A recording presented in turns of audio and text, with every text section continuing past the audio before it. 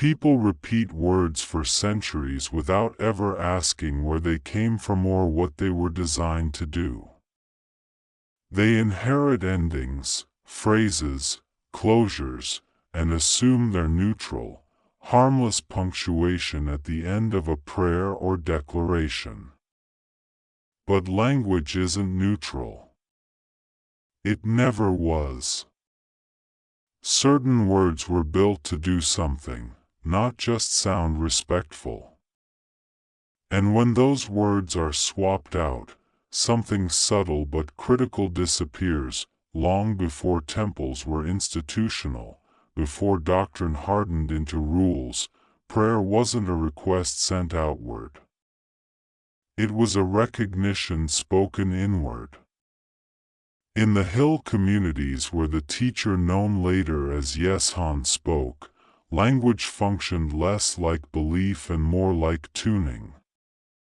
Words weren't chosen because they were polite. They were chosen because they worked. The problem began when those words had to travel. As the teachings moved from small Aramaic-speaking circles into wider Hellenistic and Roman worlds, translators ran into an inconvenience. The endings used in the original spoken teachings didn't map cleanly into Greek or Latin. They weren't passive. They weren't polite. They weren't even prayers in the way later cultures understood prayer. They were declarative closures, statements of identity, recognition, and causation that made translators uncomfortable. So instead of explaining them, they replaced them.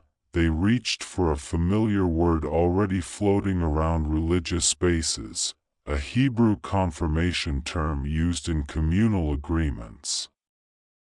It meant something like, "This is affirmed," or "Let it be so." It sounded safe, familiar, easily repeatable. And most importantly, it didn't do anything. Once it entered the translations, it spread fast. It sounded spiritual. It felt official. And it fit perfectly with a growing institutional structure that preferred obedience over activation. By the time councils standardized liturgy, the replacement ending was locked in. Questioning it wasn't just discouraged, it was unnecessary. After all, it was just an ending. But endings matter. When you end a statement with agreement, your consciousness remains in a requesting posture. You are still oriented outward. You are still waiting. That orientation shapes the inner state of the speaker, whether they notice it or not. Over time, repeating that posture trains the nervous system into separation. There is a source out there, and I am here hoping it responds. The original endings didn't train that posture. They closed statements by collapsing separation. They weren't about asking for alignment. They assumed it. They didn't say, "May this happen." They said, in essence, "This is already so because I am speaking from the same field that generates it." That difference sounds abstract until you feel it. Imagine finishing a declaration with a shrug versus finishing it with grounded recognition. One leaves energy unresolved. The other seals it. Early communities understood this intuitively. Their language reflected a worldview where consciousness wasn't split between human and divine, requester and granteur. The ending was where that worldview was reinforced. When the replacement took over, something else happened quietly. Spiritual authority moved outward. If words no longer activated anything internally, then people needed structures, intermediaries, explanations. Power consolidated. Ritual expanded. The more passive the language became, the more guidance was required to make it feel meaningful. That wasn't an accident. Passive language creates dependent participants. Active language creates autonomous ones. And autonomous consciousness doesn't need constant oversight. Over generations, people forgot there was ever another way to end a prayer. The replacement word became synonymous with spirituality itself. Children learned it before they learned to question. It sounded ancient, so it felt correct. But familiarity is not the same as accuracy. Meanwhile, the original endings didn't disappear completely. They survived in fragments, mispronounced phrases, and later distortions. Some were turned into magic words, stripped of context and mocked. Others were buried in footnotes or mistranslated beyond recognition. But their function remained intact for those who understood what they were doing. They weren't magic. They were orientation. The difference between closing with agreement and closing with recognition is the difference between hoping and knowing. One reinforces duality. The other dissolves it. And the system that grew around standardized prayer depended on that duality to remain intact. That's why the replacement was never corrected, not because no one knew better, but because correcting it would return authority to the speaker. It would remind them that consciousness doesn't need permission to recognize itself. And once someone learns that, repetition becomes training instead of ritual. Nothing dramatic has to happen to feel the shift. It's often subtle at first, a change in tone, a sense of completion, a quiet solidity where there used to be waiting. That's how you know the ending is doing its job. It closes the loop instead of leaving it open. Most people sense something is missing but can't name it. They describe prayers as hollow, declarations as flat. They repeat louder, longer, more earnestly, assuming effort will replace orientation. It never does. The loss wasn't faith. It was function. And once you see that, you can't unsee it. You realize the ending wasn't meant to be polite. It was meant to be precise. It wasn't there to agree with something external. It was there to anchor awareness internally. That's the part that was buried. Not the belief. The ending.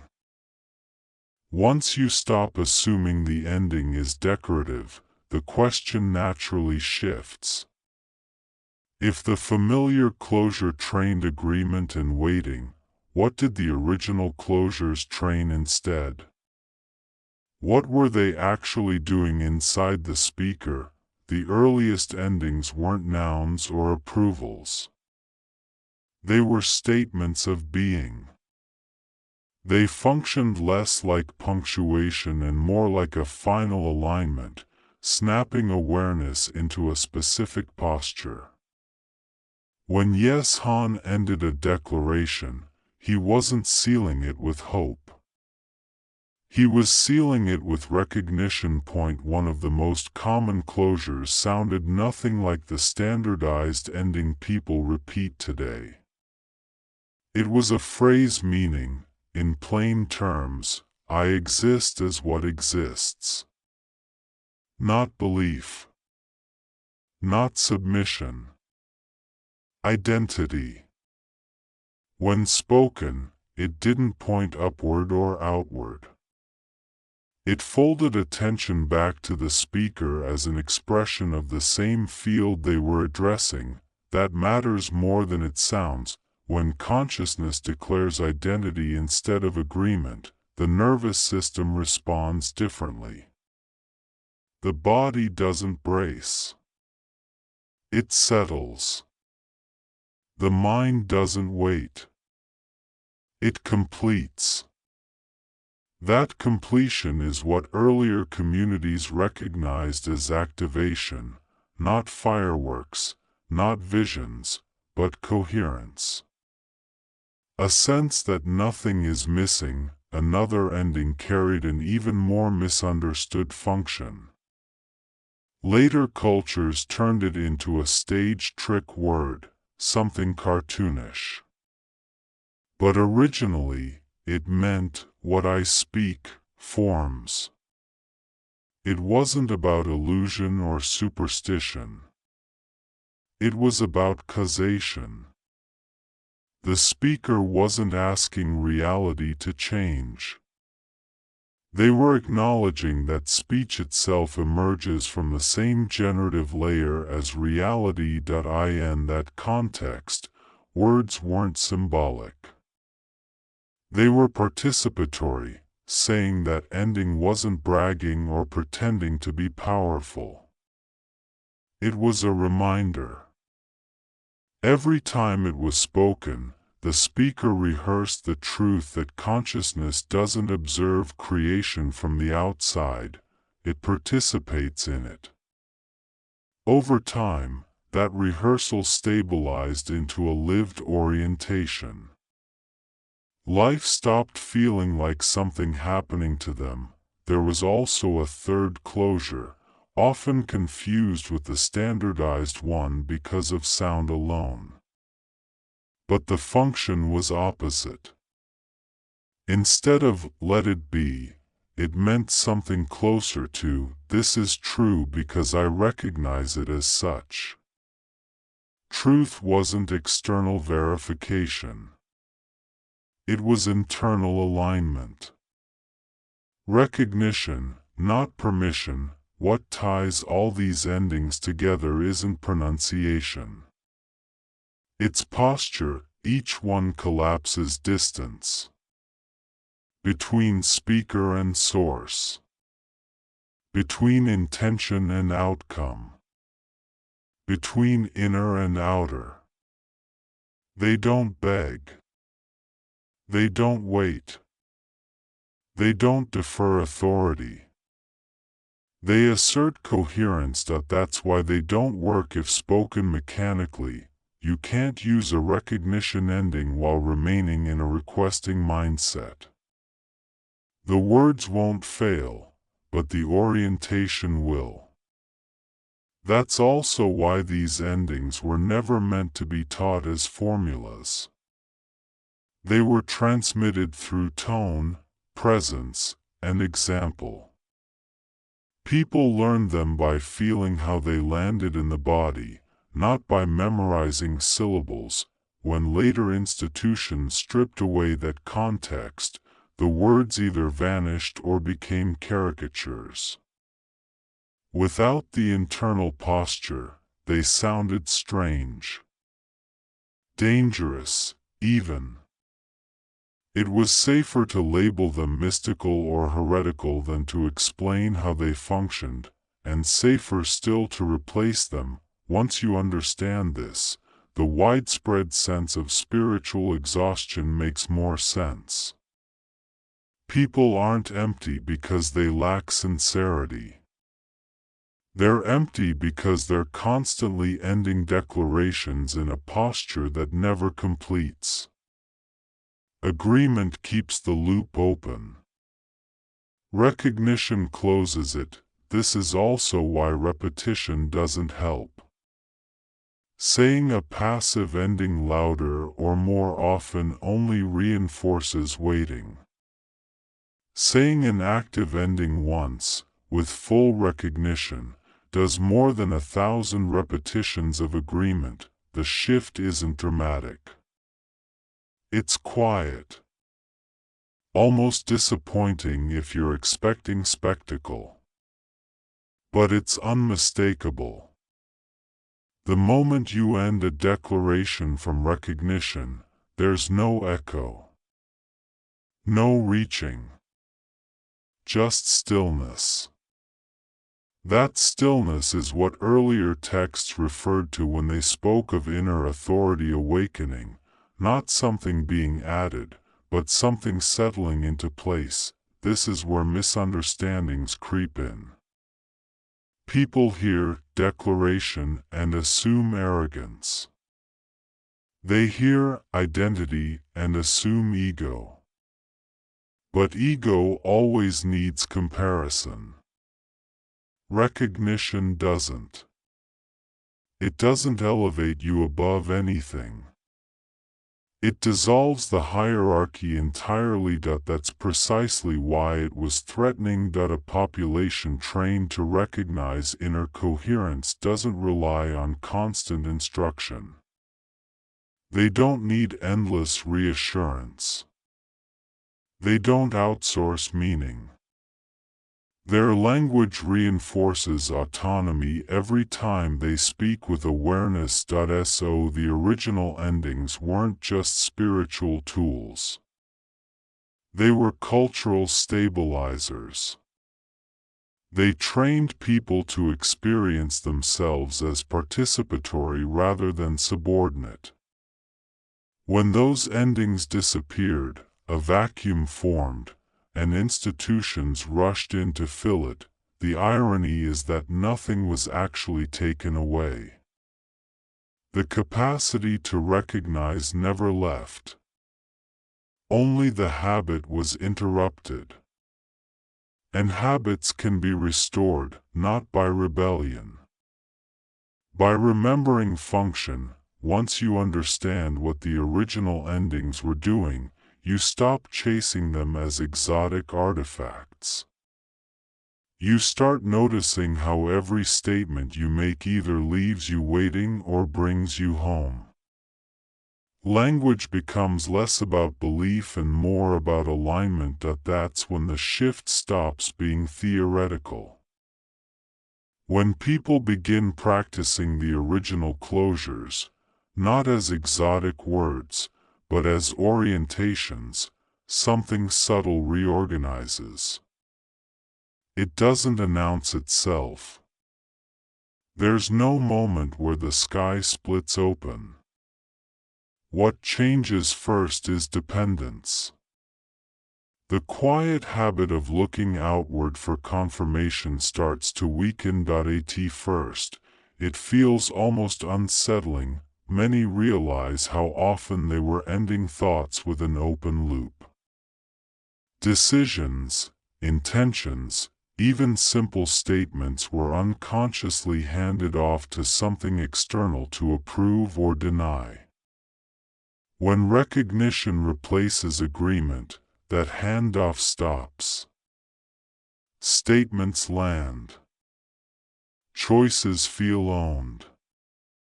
There's a growing sense that nothing else needs to sign off. This is what early communities meant by inner authority, though the phrase sounds heavier now than it felt then.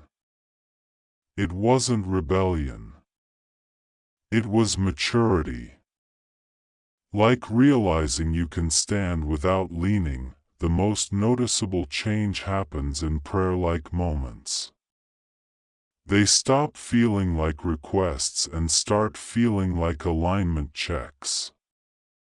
You're no longer asking for guidance as if it's withheld. You're orienting yourself until guidance becomes obvious. That alone alters behavior. People act sooner. They hesitate less. Not because they're reckless, but because they're no longer waiting for permission disguised as faith. Over weeks, language itself begins to shift. Sentences shorten. Words feel cleaner. There's less explaining, less justifying. This isn't confidence in the performative sense. It's coherence. When your internal state closes cleanly, your speech reflects that. This is also where the role of intermediaries fades, not in anger, not in rejection, simply in irrelevance. You might still listen to teachers, read texts, watch videos. But the relationship changes.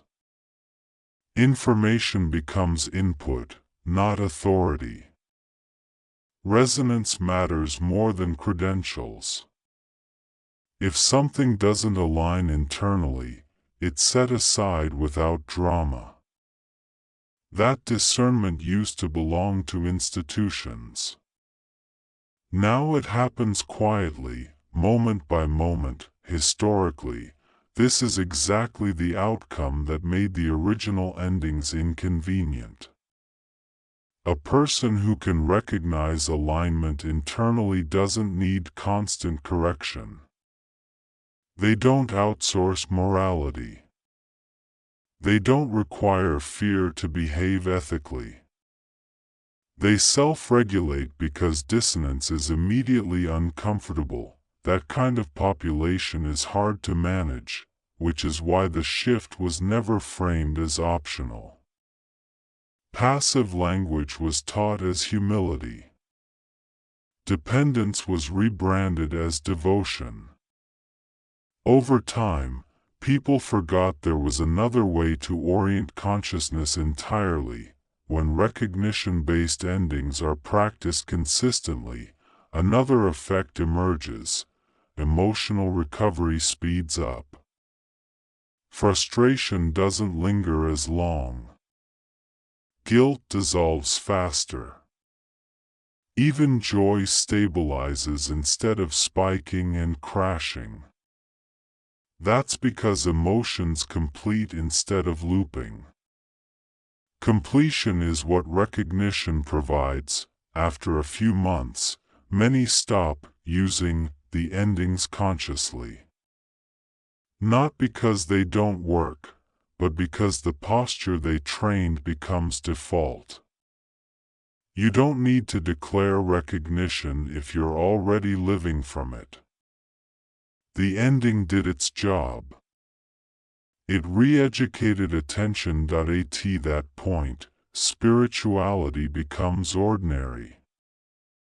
Not dull, grounded. The constant search for experiences quiets. Mysticism moves out of spectacle and into daily coherence. You still feel awe, but it's less dramatic and more continuous, like background light instead of lightning. This is where misunderstandings fall away. No one becomes all-powerful. No one escapes uncertainty entirely. Life still challenges. But challenges are met without the old collapse into helplessness. There's an underlying sense of participation rather than opposition. That's what living without intermediaries actually means. Not isolation. Not superiority. But immediacy. When something feels off, you don't ask who to consult first. You pause. You orient. You recognize. Action follows naturally. And when mistakes happen, and they do, you don't spiral into self-punishment. Recognition corrects faster than shame ever could. This is also why the practice was never meant to be secret. It was meant to be obvious. But obvious things are often the easiest to bury. All it took was changing how statements ended.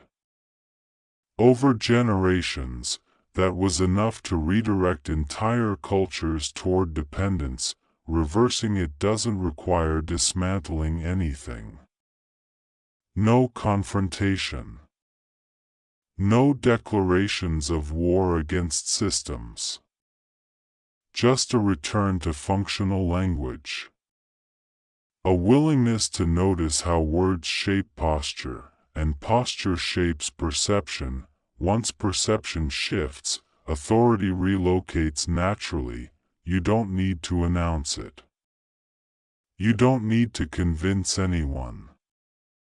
You just stop asking in ways that fragment you, and that quiet shift, more than any doctrine, is what actually changes lives. If you've stayed with this all the way through, take a moment before moving on.